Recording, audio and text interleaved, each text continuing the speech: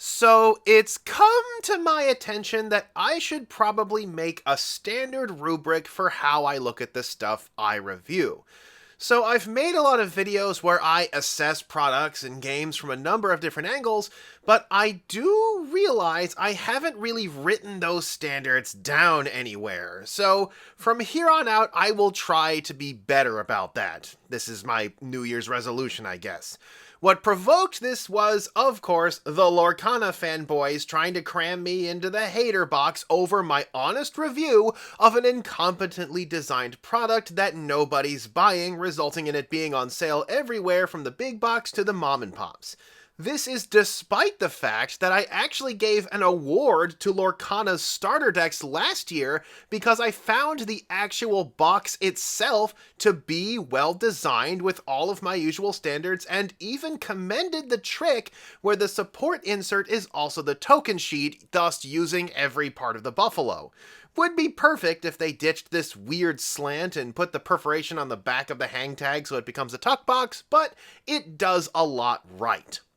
So, my new standard grading will include things like price, aesthetic, functionality, rules delivery, additional contents, and finally, the quality of the cards within the game itself, along with my ideal standards. Which in my case is on average $10 to $15 per deck, with an added $5 of wiggle room for indie products, a box whose front design has appeal at a distance and can be used as effective storage after opening, and ideally a full rulebook that can be used alongside any playmats that get included. None of this printing rules on the back of the playmat junk that so many people do for some reason, despite the obvious problem. What am I supposed to do with this part? I don't know, let me check the rules. Oops.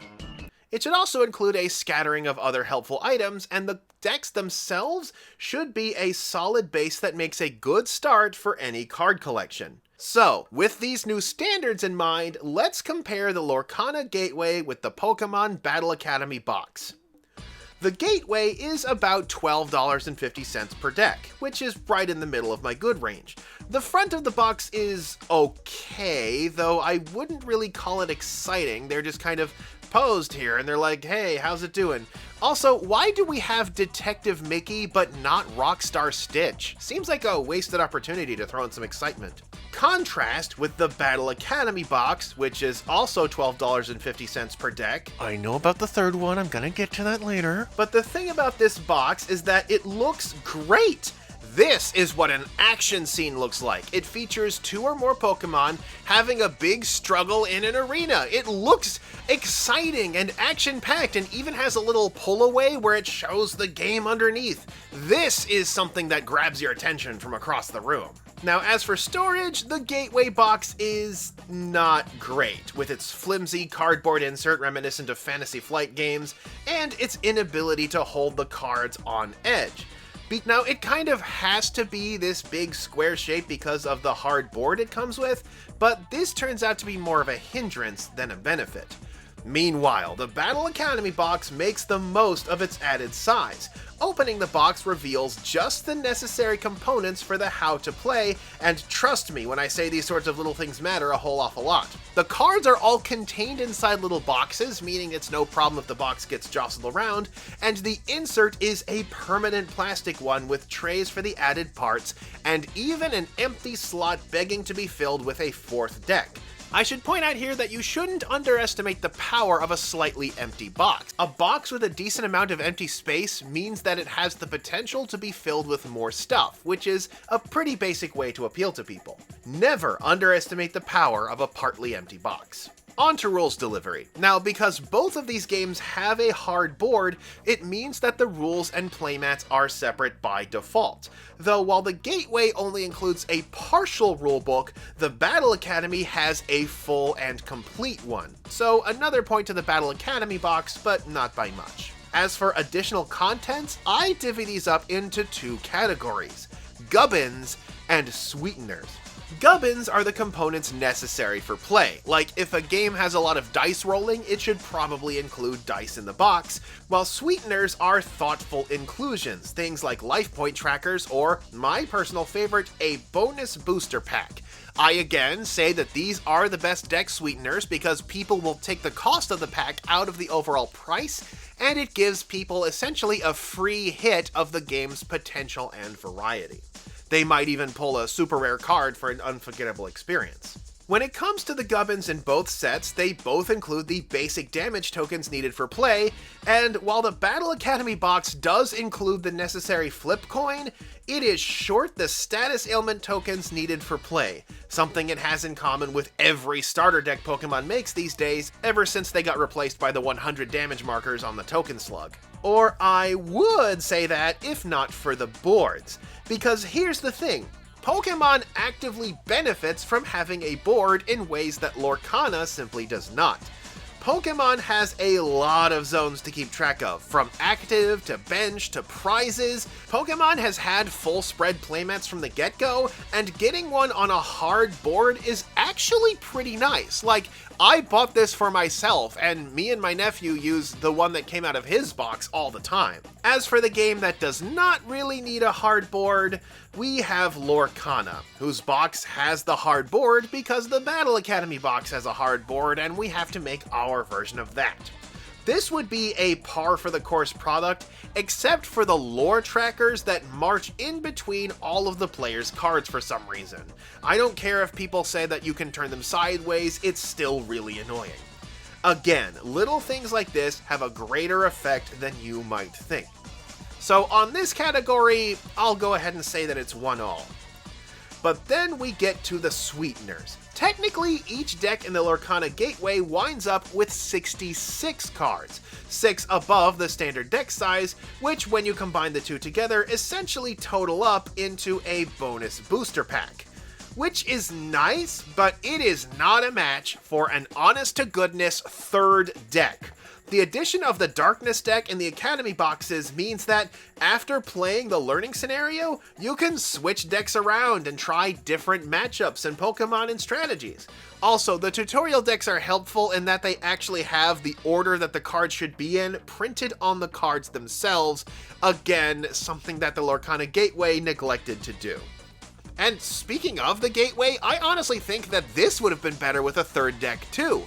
You only have 2 more colors to go after all, and wasn't Lorcana built from the ground up to be a game that can handle more than 2 players? This would give you the chance to try that out right away. As for the tutorials inside, yeah, both of them are pretty bad. Want to see the thing that motivated me to make the tutorial video about tutorials in the first place? If you own the 2022 edition of the Battle Academy box, you can follow along with the Pikachu deck instructions, page 9. So, in this turn, after drawing a lightning energy for turn, you attach it to the Blitzel on the bench, then retreat Yamper by paying its retreat cost of 1 before attacking with Blitzel for 20 damage. Okay, there are so many things wrong with this turn, and I'm not just talking about the 3 other basic Pokemon that are rotting away in the player's hand, one of which really should be in play getting ready to evolve right about now. I'm talking about the card at the end, Yamper's evolution, Boltund, and you can see that as this Yamper has already taken some damage and has 2 energy on it, it's been in play for more than 1 turn. Meaning, not only could you evolve Yamper this turn with no problem, there's even enough energy on it to perform an attack strong enough to knock out its current opponent, and you could even play the energy you drew this turn to unlock Boltund's even stronger attack. Both of those are better options than what the tutorial does. But if the tutorial insists on making the player retreat here anyway, then they should still want to evolve into Boltund because, and get this, Boltund's retreat cost is 0! Also, I gotta point this out, I love how, for this page and this page only, the Boltund card is tipped slightly to the side, as if the book editor was looking at this turn and going, "Are you sure about that?" Yeah, this is at least on par with burning an important action card on a harmless, near-dead character that any of their current minions could have defeated instead. In fact, that would be the smarter play, as it removes the synergy the opposing player had going. Yeah, these both suck. At least Pokemon had theirs in print, but it was still so bad it motivated me to make an entire video answering it. Which means that the Lorcana Gateways tutorial exists in a world long after my video came out, after all of us know better.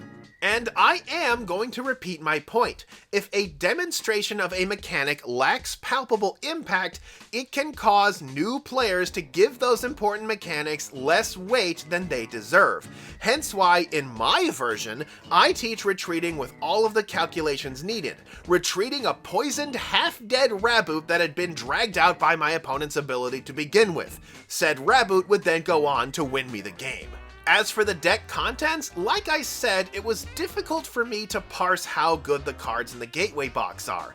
Apparently it has a decent quantity of staples at 1 copy apiece. I see my accusation of trying to make you buy multiple copies of this box still stands. And the Pokemon boxes also aren't great. There isn't a single Pokemon with an ability in the entire box after all, but at least these decks resemble actual decks by having lots of cards at full playset, as well as, in the current version, hefty quantities of Youngster, Jacques, Switch, and Nest Ball, where you would be hard-pressed to find a competitive deck that doesn't use at least 2 of those. It also has a copy of Boss's Orders on top of it, making this a good foundation for practically any deck you wind up making. And so you can see the give and take. The boxes have their ups and downs, but in general, the Pokemon box comes out on top thanks to the strength of its box design, board with purpose, bonus deck, and more solid base of starting cards.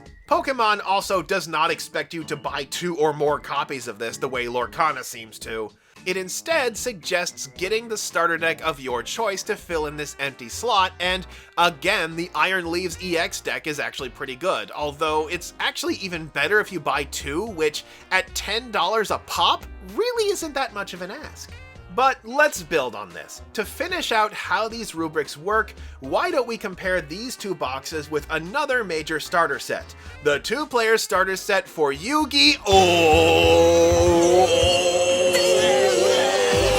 So the Pokemon Battle Academy box is pretty okay. The Lorcana Gateway is kinda bad, but the Yu-Gi-Oh! 2-player starter set is a genuine outrage. A bit of backstory. Yu-Gi-Oh! Starter decks used to be pretty good, featuring full rulebooks and playmats along with actually really good and important cards like number 39 Utopia and Link Spider, but we haven't really gotten anything properly labeled as a starter deck for Yu-Gi-Oh! Since, like, 2017, unless you do what Konami does and count the God card decks as starter decks. This 2-player starter was meant to be a patch over Yu-Gi-Oh's rapidly dwindling player counts, but like everything with modern Konami International, it is the stingiest thing imaginable. I mean, look at this box for one. The design on its fairly small front is cluttered and difficult to parse, and good luck spotting it from across the room, which is, you know, how you attract new players. I mean, the art does feature the boss monster of each deck, but I have no idea who these are. Where's the Magician's Dark and the Dragon's White with eyes blue? If I'm the kind of person who has only ever caught glimpses of Yu-Gi-Oh! Here and there, those are the designs I am most likely to have encountered. There's a reason why every version of the Battle Academy box has featured Pikachu, after all. There's no deck lists on the back either, even though that's fairly standard in other Yu-Gi-Oh! Products. And, oh, there's Dark Magician. He was hiding on the back in black and white for some reason. The cost is $20, which is $10 per deck, which is in line with the standard, although considering this thing's reputation, I didn't touch it until I could get it for half of that, which was not hard. Next question, does the box work as effective storage? Nope. And this is despite the fact that I have demonstrated repeatedly how a box can be both tamper-evident and useful as storage. This is just sad. And how about the contents? We have our 2 decks, a thick rulebook on cheap printer paper, and no playmat. Really? Like none?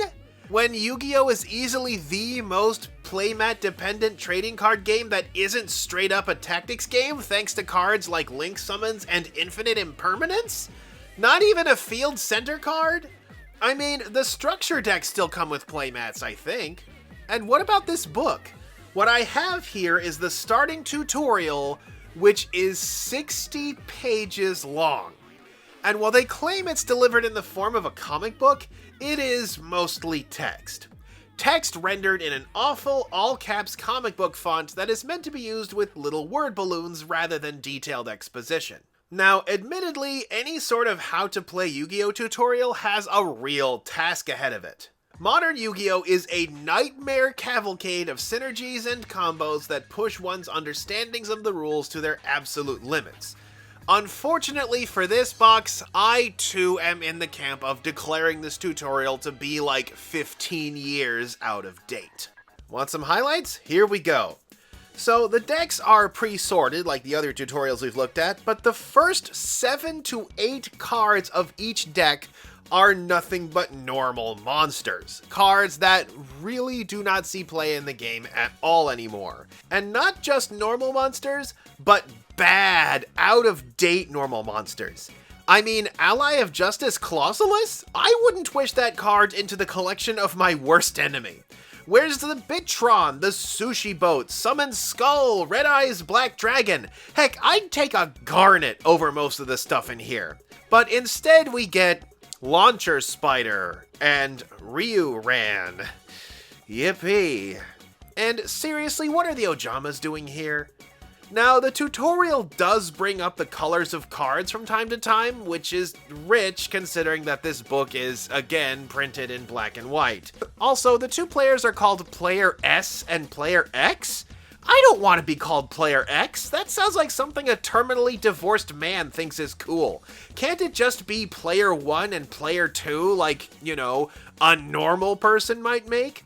I mean, I get that it's supposed to be S for Synchro and X for Xyz, but come on. And another thing about this tutorial, it is really slow.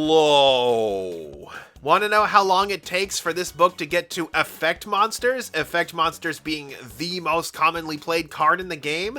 Maybe page 5, 8, maybe 12? Try page 20, as in a third of the way through this entire 60-page tutorial.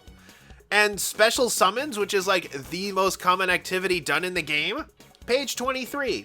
Another highlight, the tutorial sees a player playing Scapegoat to summon 4 goat tokens. Does this box include any goat tokens in it?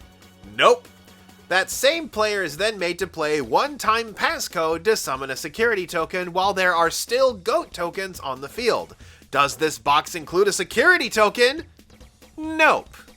And this is while the book boasts about moving to advanced techniques like 3 or 4 times. Like, were those other times just fake outs? What is going on? Next highlight. You drew Eldritch, the Golden Lord. He is so cool and powerful and awesome, and we are not going to play him. Really? Gonna build up a cool card and not have him see use as soon as possible?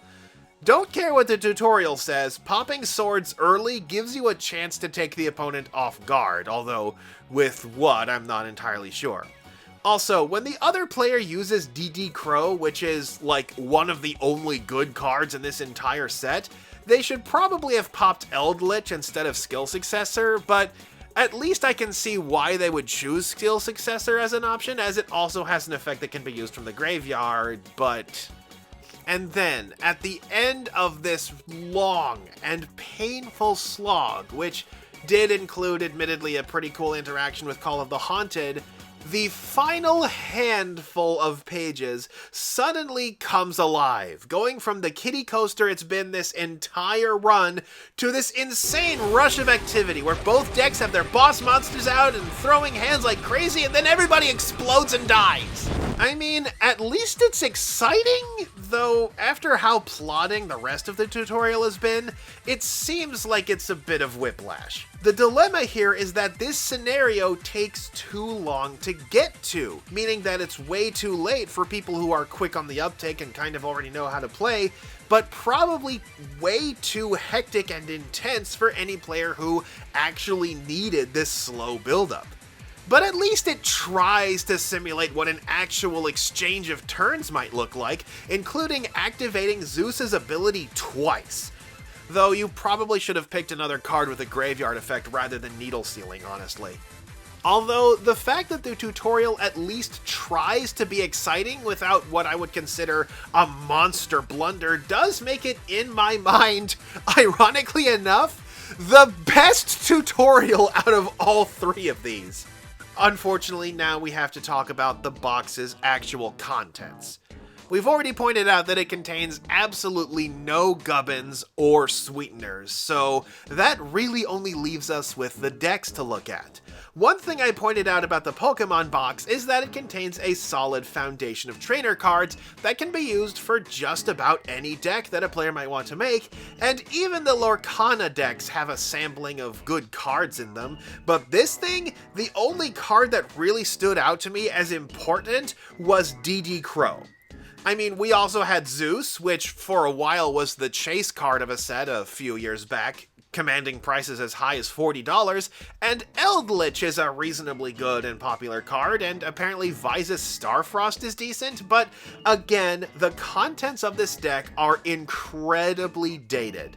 Heck, even the structure decks give you some of the ant traps these days, as I like to call them.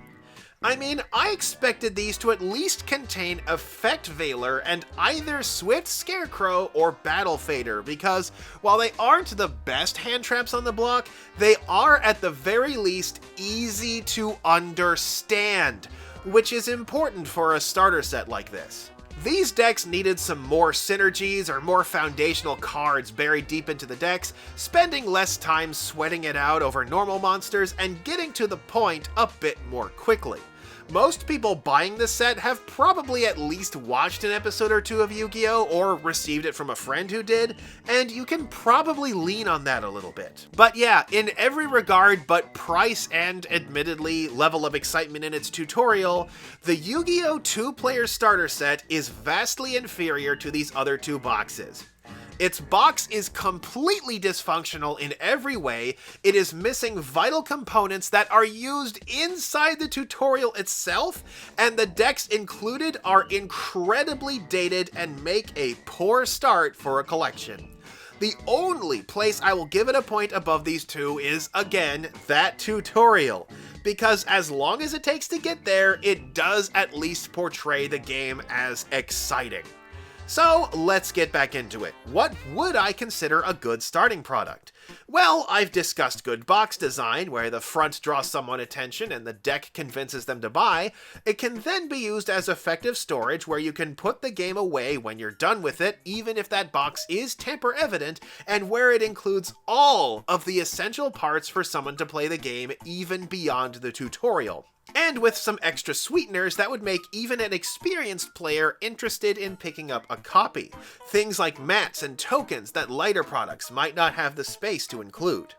It includes decks that, while not competitive necessarily, are effective foundations that are used competently in any demonstrations. But the big one that is so often missed is that it should go out of its way to convince me that the game is fun, which is something only the worst of these even tried to do by showing off some clever synergies and ending with a crazy JoJo fight. I mean, I honestly think Yu-Gi-Oh! Would have been better off trying to duplicate the Battle Academy box than Lorcana wound up doing. Like, imagine if Konami released a board game-sized game box with Dark Magician and Blue Eyes White Dragon on the front, alongside whatever new boss monsters they were wanting to push at the time, rushing at each other like a frame out of a Smash Brothers trailer. And inside was a hard 2-player board with all of the zones clearly depicted, including the Link and Pendulum zones and all that jazz, areas, maybe even done up to look like the boards in Master Duel, with full color rules and tutorials delivered at a snappier pace so we get to that exciting moment a whole lot faster, and maybe even life point dials if we're feeling particularly spicy. And these decks would be packed with common, but extremely iconic monsters and spell cards. What if, instead of Launcher Spider and Ryuran, we got Red Eyes Black Dragon and Elemental Hero Neos? What if the Synchro and Xyz decks had Stardust Dragon and Utopia? You know, like they show off in the rulebook? These are all pretty easy cards to get these days, not exactly competitive or expensive, but they are familiar. People at least have a hazy memory of these sorts of cards. A couple of them even have some nice deck potential. Combine these iconic cards with some and traps and a few key spell cards, and you have a decent starting collection that a Yu-Gi-Oh player would at the very least buy for a friend, if not for themselves. That is the role that these sorts of boxes are supposed to take. A foundation that can go in nearly any direction, not a petty imitation or a knockoff thrill ride, but something that flatters the game it was made for. You can't get away with cheap by-the-numbers stuff here. It has to be charming, exciting, and well constructed. And this thing isn't.